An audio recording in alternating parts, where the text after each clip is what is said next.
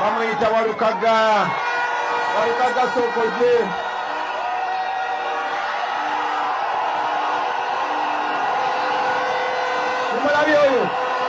Mumulabi oyo. Walukagga. Omusime wa Kabaka. Nze Kyagulanyi Ssentamu. Yenze nakwata ambuleera n'engikuwa. Era ngikutte nzizemu ngikuwadde.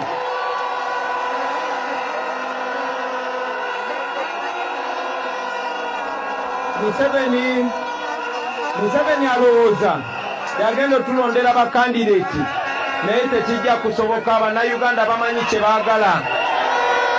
Wiiki gye tukubye amabega akatambi kenkutandisiza nako mukwano gwange wekakwatibwa Bobi Wine bwe yali azze okuba ng'akuba campaign mu Rubaga North wamu ne mu Rubaga South, yayitayo Mathias Walukagga n'addamu okuba ng'amukwasa mbuleera.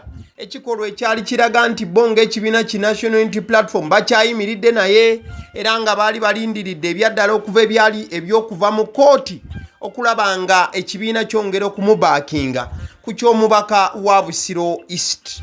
Wabula olunaku olwa Friday nga twesogga weekend, Walukagga yabadde alindiridde ensalawo ya kooti era ng'eno yabadde yakufulumizibwa olunaku olwaliro ng'ennaku z'omwezi 22 Desemba olunaku olw'Emanda mu mwaka 2025. Era Walukagga yasoose kubanga asaba bannayuganda buli omu waali afukamira akomba omudaali bw'obanga oli mu sayidi eri ey'Abakatolika ate omusiraamu ofukamire ku musaalo. Wabula ebintu byandibanga musabe sala buli omu wasapule gisaba w'omusaalo wadduwa mwena mwekwase Katonda ruling ya kumande. Tusuubira fairness okuva mu High Court kubanga ebintu byaffe biryoke. Bwetabeera political decision ebintu byaffe biryoke. Ojjako nga waliwo ekinyigiriza naye biryoke, biri very okay. Kagamba bannabusiro basuubire ansa entuufu okuba nti nno ogenda kuba odda ku ballot paper buto. Omulamuzi Simon Peter kino bagulimu nti ajja tuwa luli oba judgment entuufu kubanga amasomero gonna gye nakolera gawandiika electoral commission. Yakolera wano nafuna obubone bwebuti. Centralist gyenkolera ne babawandikira. N'obubone bwenfunye ne babawandikira. Ne National Council for Education neyo ne certifying certificate yaffe. Etwa equivalence ya senior 6. Ate bana equivalence ya senior 6. Alaba kubanjaaki. So mu bufunze ndi mugunti omulamuzi agenda kutuwa ekituufu. Tubirabe bulijjo. Mathias Walukagga essuubi yabadde nalingi nnyo nnyini ddala mu kooti era ng'asuubira nti omulamuzi yabadde waakusalawo mu nsalawo egwa ku ludda olulwe oba olumuwagira n'okuba ng'amusindika akomewo okwesimbawo oba adde ku ballot paper. Wabula we bituukidde olunaku olwaleero ng'ebintu birabika bubi nnyo. In fact omu ku balawyers abazze bagamba Walukagga nti Walukagga togenda mu kooti. Amazima gali nti tolina bisaanyizo bigwanidde. Ono nga ye lawyer Male Mabirizi asese ne Sekuseka yenna ekiro ekikeeseza olunaku olwaleero ng'agamba nti Walukagga naawe kennyini gwakusinga okuba ng'ogenda mu kooti olw'ensonga wali omanyi bulungi ekyoli eky'okuvaayo. Walukagga Mathias omusime wa Kabaka. Siri musanyufu nnyo nti bagambye balina tebakunominatinga tojja mu parliament. Naye nabadde n'obuvunaanyizibwa obw'amaanyi okulaba nga kibaawo. Olw'ensonga zenze mbawa. Si lwakuba nti kino be omulamuzi mugezi nnyo. Naye lwakuba nti omusala gwa Walukagga gubadde mubi nnyo. N'abapifu bw'ate bakola ki? Bagusala. Si gwosi Walukagga n'abalwadde bafiira mu malwaliro nga dokita yasooka omulaba yamuwandiika bifu. Ne Seya Sebagala yagala bamuleka mu kirema ala ku bwammeeya. Batuuka mu 2020 olina mpapula. Yadduka e London n'addayo n'asoma n'adda mu 2006. So naawe oddayo bwesootinge. Naye ensonga gyebatuukalako nkulu nnyo nti okwogera ku byenjigiriza nga byanjigiriza. Ensobi bwe yaviira ddala ku baloya bo balonga n'aba NUP. Temusobola kuddira kifo kya buvunaanyizibwa ng'ekyo ne mukiteeka mu zzaala oyo nti akapapula kaggwako kasitulira ku university. Kati tuwongera wali tumanyi nti eri obuteeka wayitama kiwayentwe obugamba nti myaka 2. So n'abaze bamwabula. So obuzibu obundowooza bwa omulwadde client yalema okufuna guidance emala naye n'alemerako balinga bamugamba kyekituufu kati singa wali mukwano gwange n'otampaana buwalanyi singa wajja olaba mukomera gye nali mu apa osanga wali wadde nga waayo mabirizi nina kwesimbawo nkoze ntya kano kennina naligayi totawaana bagenda kukola ki bajja kujja naye olwokuba mulina akanyomonyoma ako lubale kagaawe ndikutandikwata omulala mulina okuwewaaye mutuwewa ne mutujeregajerega ne muddawo ne mugiraagira kale mutatuwebuuzaako ayo tukoba kubanga ate muga lwaki batukuba mabirizi atukuba nti waneebuuzako ddi nemekukuba nti opinion efuuke yange nti owulize so kino bakuwadde ensala gifulumiza Sunday akawungeezi kujja Monday kisoboka mu mateeka gaffe aga electronic kati agaliwo kuba nange essaawa eno osobola okuteekayo omusango mu kooti n'omulamuzi asobola okusayininga so kaakana Walukagga tewekolako nsobi omukisa omulala gujja kujja mukwano gwange olunaku olwaleero ennaku z'omwezi 22 Desemba ekiro ekikeesezza olunaku olwaleero kibadde kiro kya ntiisa nnyo eri Mathias Walukagga bannabusiro East abamulinamu obwesige wamu ne bannakibiina ki NUP ababadde balindiridde era nga bafuuyirira lunwe okumanya biki ebyo ebyandivudde mu kooti. Ensalawo ya kooti efulumiziddwa akawungeezi aka Sunday etutuusiza mu lunaku olwaleero lwa Monday newankubadde nga buli omu abadde alindiridde lunaku lwaleero lwa Monday kooti mu Kampala efuumudde Mathias Walukagga ne mugamba nti nedda togenda kwesimbawo kama mbaya ni mbaya era nga kooti mu kukola okusalawo kwayo esinzidde ku kusalawo still okwakolebwa akakiiko k'ebyokulonda akaali kasalawo nti Mathias Walukagga teyeesimbawo nga MP wa Busiro East ku nsonga z'okubeera nti yali talina biwandiiko oba bipapula bimala. Okusinziira ku nsalawo eyaweereddwa nkugambye ensalawo eno yafulumye lunaku lwa Sunday akawungeezi. Omulamuzi Simon Peter Kinobe yagambye nti Mathias Walukagga certificate gye yakozesa gy'oyinza okuyita Mature Age/Aptitude Test Certificate gye yawaayo mukadde k'okubanga anominating bw'obanga asunsulibwamu akakiiko k'ebyokulonda nti ebbaluwa eno yali yayiseeko oba ebbaluwa yali eri expired. Omuntu ekigambo expired ne oba toli wa luzungu nnyo okimanyi bulungi oba gamba nti ekyo ekyokunywa kiri expired tokinywa kitegeeza nti kyayitako kiba kifu. So Walukagga ojja kujjukira bamunominatinga October ng'ennaku z'omwezi 23 omwaka guno 2025 era ng'ekifo kino kimanyi bulungi nti omukulu akirimu era akiri mu mitambo ye Ssegona ono nga teyaweebwa kaada. Kati ani atwala Walukagga mu kooti oba ani atwala Walukagga mu kakiiko k'ebyokulonda? Akakiiko k'ebyokulonda kawandukulule Walukagga. Omukulu bamuyita John Lubowa Kirimiro. Ono nga mutuuze obanga mulonzi ajjudde owa Busiro East.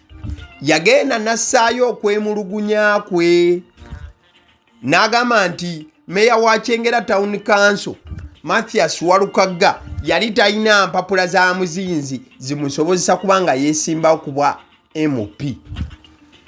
Kati bw'ateekayo okusaba kwe mu kakiiko k'ebyokulonda, akakiiko k'ebyokulonda ne katuula mu Novemba era ne kafulumya ekiwandiiko ng'ennaku z'omwezi 25 oba ensala yaako oba onfuna era nga kagamba nti Walukagga test gye yakozesa oba certificate gye yakozesa ojja kujjukira waliwo ekiwandiiko ekyo ekyafulumizibwa Islamic University in Uganda IUIU. Kati akakiiko k'ebyokulonda ne kagamba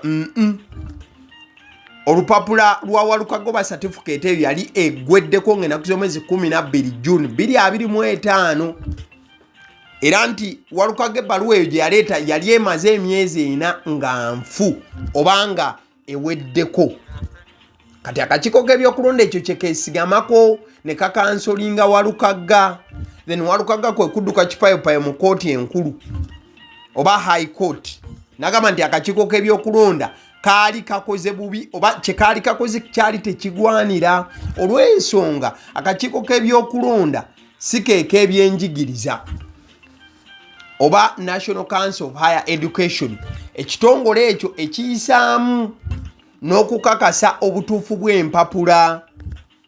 Era ye Walukagga yali agamba nti National Council for Higher Education yali eddidde ebbaluwa eyo mature age certificate negikwetinga oba negitwalanga equivalent eya senior 6. Ojja kujjukira nti omuntu okuyingira parliament olina okubanga watuula senior 6. Bw'obanga tewagituula nga olina olupapula luzitowa okufaanaganako nga senior 6 certificate ewooba omwana atudde senior 6.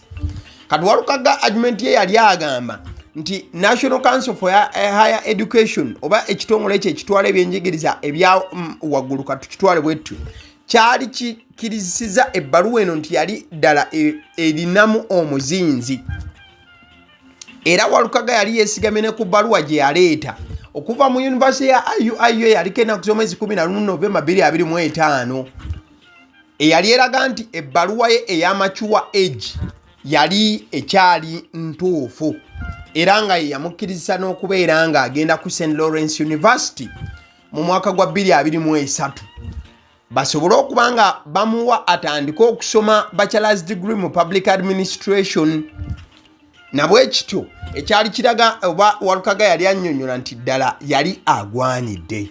Naye akakiiko k'ebyokulonda ne bwe kazze mu kooti Walukagga gye yabadde yawaabye omusango ko kaasigadde nga kagamba nti okusinziira ku mateeka mature age certificate erina okumala emyaka 2 okuva lwe baagifulumya.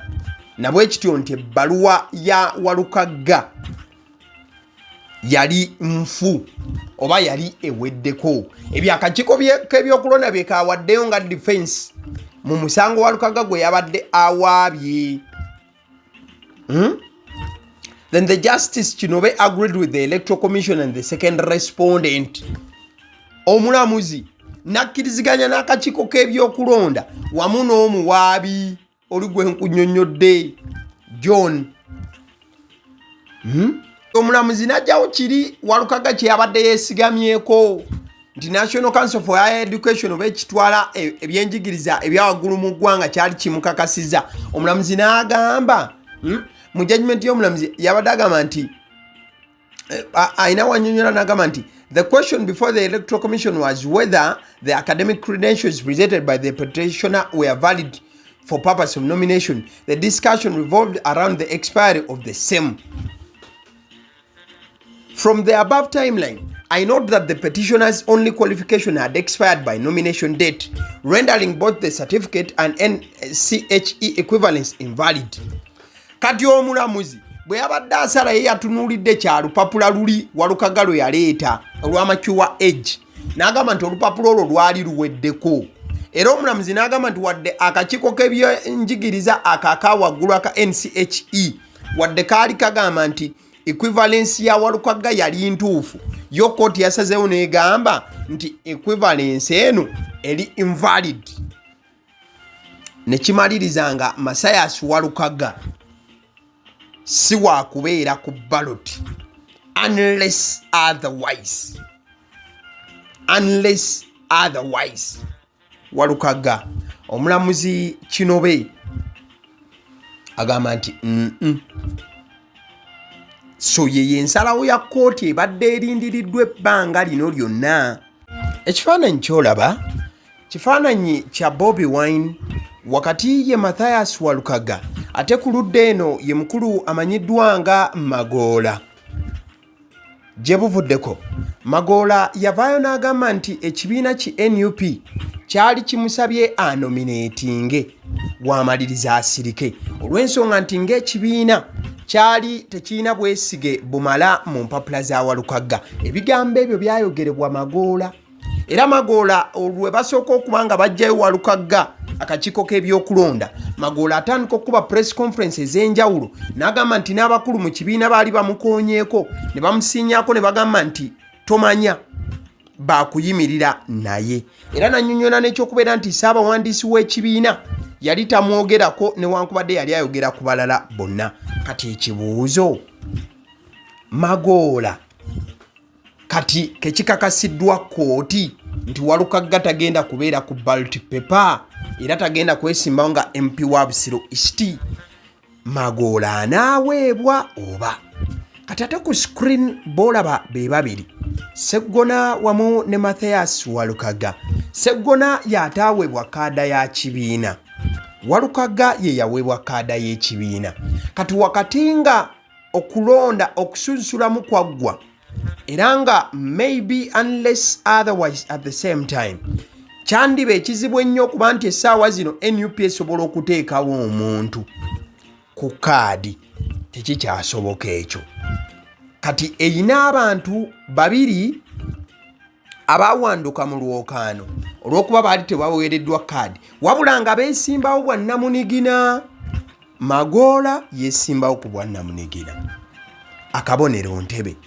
Ssegona yeesimbawo ku bwa nnamunigina, akabonero ssaawa. Ssegona gye buvuddeko atambula agamba abantu nti ye ekibiina ki NUP ekyo ye yakitandikawo. Kati engeri gy'ali omutandisi anaaweebwa olukusa. Bobi Wine anaayimirira ne Ssegona, Bobi Wine anaayimirira ne Magoola. Bibuuzo bikyali bingi essaawa zino. Wakati nga byonna bigenze mu maaso, ngezezzaako okukebera emikutu gy'abakulu abatwala National Unity Platform. Ndikodinze emboozi eno ku ssaawa 1:3 ez'okumakya ng'ennaku z'omwezi 22 Desemba Mande. Ensalawo ya kooti yabadde erindiriddwa. Sirina bubaka bwe naafunye okuva eri abakulu. David Lewis Rubongoya, Joel Senyonyi, His Excellency Bobi Wine. Omukulu Katana, omukwasi w'ensawo y'ekibiina n'abalala. Tewali yafulumiza statement ekwatagana na kyakuba nti Walukagga yawanguddwa mu kooti era kooti yasazeewo nti ekyakakiiko k'ebyokulonda kye kaasalawo mu kusooka kye kiba kisigala nga kigenda mu maaso. Maziga ewa Walukagga, maziga mu the National Unity Platform olw'omusajja waabwe Mathias Walukagga. Ale nzikiriza nkutegeze ku bannaffe aba Honeybites bagamba nti bo omulimu gwe bakola gwa kukolera byakulya eby'abaana abadda ku masomero. Bwe tugamba abaana abadda ku masomero saabo bokka abadda ku masomero wabula n'ababeera ewaka balina package ey'ebyokulya eby'abaana mu line efaananako bwetyo. Gwe bakubire bukubizo bagambe njagala package y'ebyokulya by'abaana abali ku masomero oba abaana abalya ebyokulya. Balina ebyokulya yogera ku daddies, yogera ku binyeebwa, amawogola, yogera ku bagiya, yogera ku cupcakes, yogera ku donuts. Osobola okubafuna ku 0709 787508 ate era mukadde ke kamu bw'oba oyagala ku pizza size yonna era namba y'emu. Ate era mukadde ke kamu bakola ne cake eza buli mukolo, babayita aba Honeybites. Njagala n'okutegeeza ku bannaffe aba Alson Painters UG, bano basiizi ba langi era nga balina obukugu mu kusiiga langi era bamanyi ne langi ki egenda ku kizimbe kyo era mu ruumu ki.